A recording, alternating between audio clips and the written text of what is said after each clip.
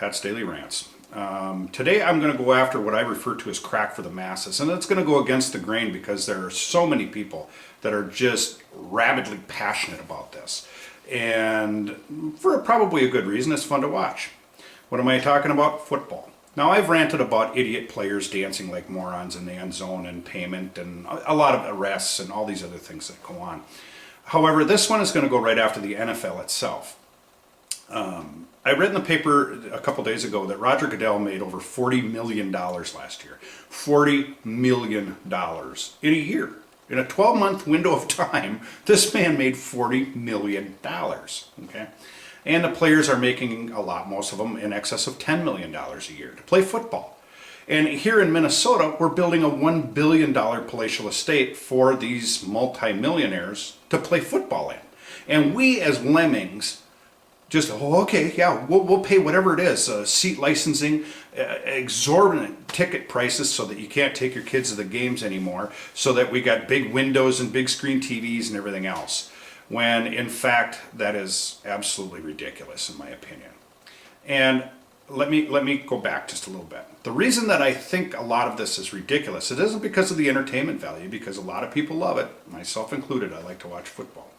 But what really gets my hackles up is the NFL is listed as a non-profit organization. I'm going to let you digest that for just a second, because there's a lot of people that don't know that. The NFL is listed as a non-profit organization. Okay, now that that's sunk in your head, they're not the only ones, so I'm not going to just go after them. I'm going to talk about a couple of others too, namely the NHL and PGA are also listed as non-profit organizations.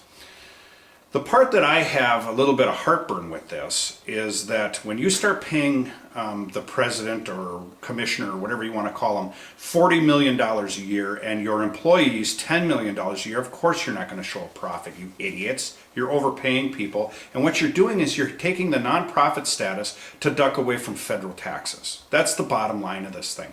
What really gripes me and steams my bean is that some of the stadium that's being built here in Minnesota is publicly funded. It's subsidized. This is crazy.